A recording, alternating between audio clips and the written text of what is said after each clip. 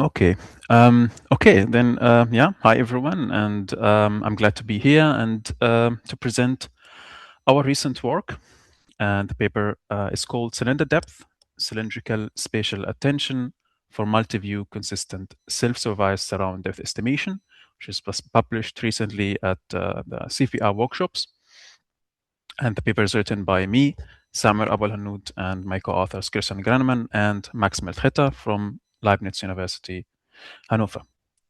To start first by giving an introduction about maybe the goal of this of such tasks, and the goal is that we want to reconstruct the scene from images. So we want to recover the scene from just images, and this is an important task in various applications and that rely on 3D maps of the environment. And these are, for example, in autonomous driving downstream tasks like path planning and so on, or in VR applications. And to take an example of one image, in order to go to 3D or reconstruct this image in 3D, you would, for example, require or rely on the camera parameters, so the camera intrinsics, and the depth. So you need to have the depth per pixel and the camera intrinsics, and then you can reconstruct your image back in 3D. And in our task and our problem, we assume that the camera intrinsics and camera parameters in general are given, and the only thing we need to predict is the depth. So this is the task itself is depth prediction, which then is used to reconstruct the images in 3D. Now, what makes this problem a bit special is that we have a multi-camera rig. So we have multiple, I can maybe point, yes. So we have multiple cameras mounted on a vehicle, and they are all together capturing the 360 degrees field of view. So this is one of the advantages of such setup, where you have full scene coverage, so full coverage of your surroundings. And another advantage of such setup is that you have a baseline between the cameras, which means that between the projection centers there is a distance, and this causes disparity. And also, if you know this baseline in meters, you could infer depth in metric units. So the depth will be real world scaled. So it has these advantages. It has a major disadvantage, such setups, is that you have only minimal spatial overlaps. You have between the field views of these cameras, you have only minimal overlap. And what that means is that for the most part of the image, you don't have correspondences. So you cannot use stereo-based methods to predict depth or to infer depth. Which means also that for the most part of the image, if we want to stay in single frame depth estimation, for the most part of the image, the depth has to be predicted based on monocular cues. And a naive way of now predicting depth is having a depth estimation model and feeding these individual images to this depth estimation model to infer depth or to predict depth. Now, this is this causes a problem, and it's not an optimal solution because of the inconsistencies that could then happen. And what I mean by that is the monocular cues that you rely on for the depth prediction are embedded in the context. And if the context changes from one image to another, the depth in the overlapping regions could be inconsistent. And to make this clearer, we can look at an example, at this example where we have a 3D point that is captured from or observed in two images. And if we feed these two images to the depth estimation model, the 3D points will be predicted or could be predicted to be at different 3D locations, which means that the reconstruction itself will not be consistent.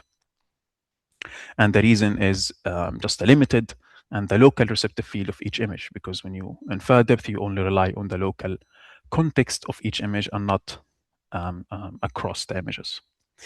So a way to go about this problem is using attention. So we want to extend the receptive field, so we don't have to rely only on the local receptive field of each image, but we can make the features themselves share information across images.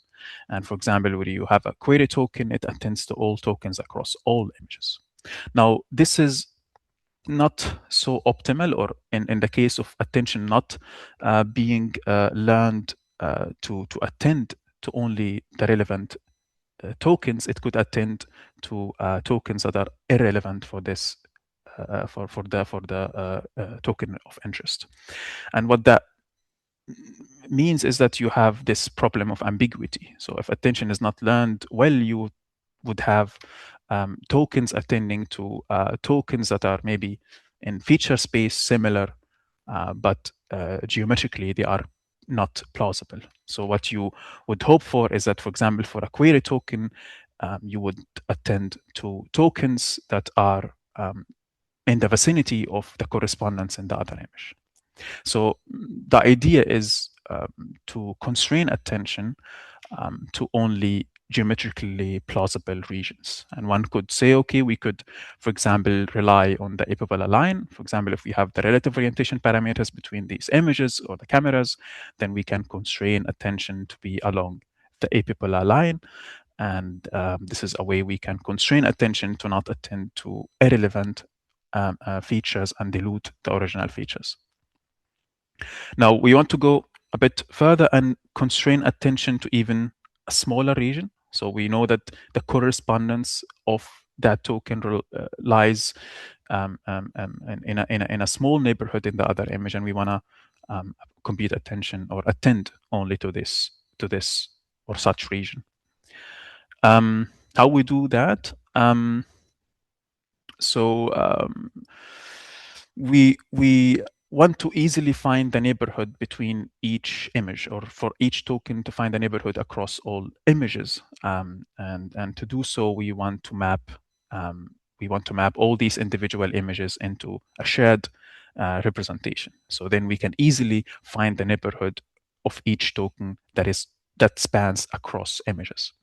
So we say, okay, we have individual images, individual perspective images, and we map them to a cylinder. And a cylinder is used because it naturally matches the panoramic alignment of the surround images. So based on the initial depth and the intrinsics and the relative orientation parameters, we project these individual images onto the cylinder. And we project actually the feature maps of these individual images. So we rely on the initial depth, which is predicted by the same network. So the network predicts depth, and then from that depth, we project to the cylinder. So we have then a common representation where overlapping regions overlap on the cylinder, or overlapping regions in the individual images overlap on the cylinder. How does that work?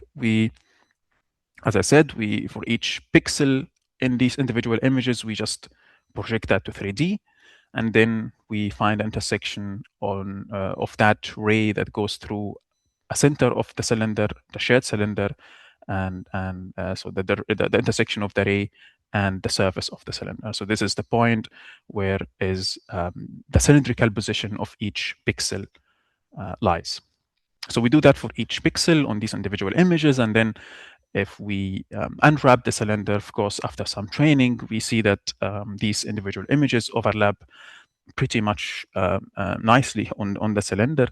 And we can see that these overlapping regions that are coming from two different images are in nearby locations or mapped to nearby locations on the cylinder. Of course, this is not at the beginning of the training, it's not going to be as good as this, but it optimizes itself to at the end look as aligned as possible. So this is how the cylindrical projection works. And then we apply attention to that. So we say we want to attend, or each token should attend more to its close tokens on the cylinder than the ones distant to it. So we compute the attention weight as such that we look at the geodesic distance between each tokens, and we weight that contribution with a truncated Gaussian kernel. And that defines a neighborhood as well. And the truncation is used here based on our experiences, because we don't want to attend to many out of distribution tokens. So we attend only to the most relevant ones, and these are, we assume that they are in the vicinity of the correspondence tokens on the cylinder. So now to take an example of how attention map would look like, if we assume there is this is the query token, we can visualize the attention weights, and we can see that it attends to itself and the neighbors in that image, in its local image, and also to the correspondence in the other image, and also its neighbors. So this is a visualization of how the attention weights or where each token attends to. So this is how attention works. And now to put that in the whole pipeline, how does that fit? We can now see that, as we said, the goal is to predict the depth for each image. So we assume we have n images from a single time frame, and then we take these images individually, encode them using a depth encoder, and then based on these extracted features, we take the latent embedding, so the lowest resolution features, and we project them into the cylinder. We apply our attention based on the geodesic distance weighted by the Gaussian kernel, and then we decode that into depth, and that depth is also being used to do the cylindrical projection. So this is, in a nutshell, how the depth estimation actually works, and this is the inference step. Now, to talk about the training and how this is being optimized. So the title of the paper is Self-Supervised, which means that we don't rely on any ground truth depth labels. So we have we have to rely only on the image-based rendering techniques. And how that works is, as we said, we have multiple images, surround images, and they are, yes, minimally overlapping, but there is enough overlap to also use it to supervise the whole network. And we can render these images that we have from the source images, and the source images in this case are the adjacent or the spatially adjacent images. And to render from the source image, we need the depth, which is the predicted depth, and the transformation or the geometric transformation between the source and the target, and this is assumed to be given. So the camera relative orientation parameters between the cameras is assumed to be given. And we then optimize that these photometrically should be equal. So this is the spatial supervision. And we, as we said, the overlap is just too minimal, and we can also increase this overlap by relying on the temporal context. So we say, okay, not just between the images, but also across time. So we look at the subsequent frame and the previous frame to render the target images. We assume that these transformations or the poses, the temporal pose, is not given. So we also predict that. This is also part of the optimization, which is the same optimization goal based on the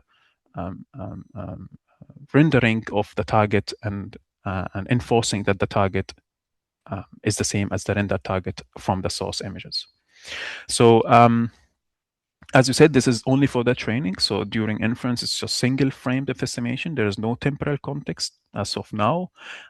This could be also an extension, but this is for now only done during training to have more information, more overlap that we can use to optimize the whole network.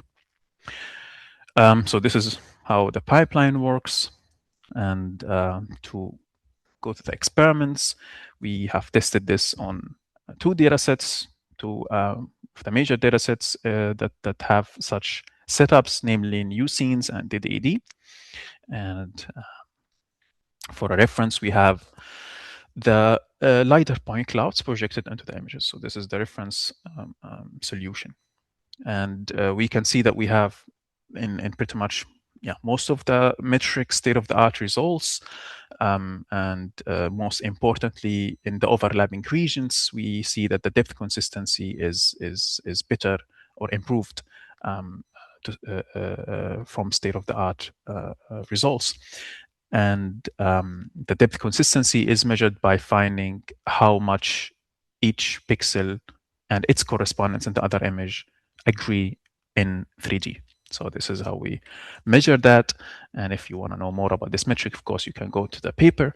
But we have focused on this task or on this problem in this paper the most.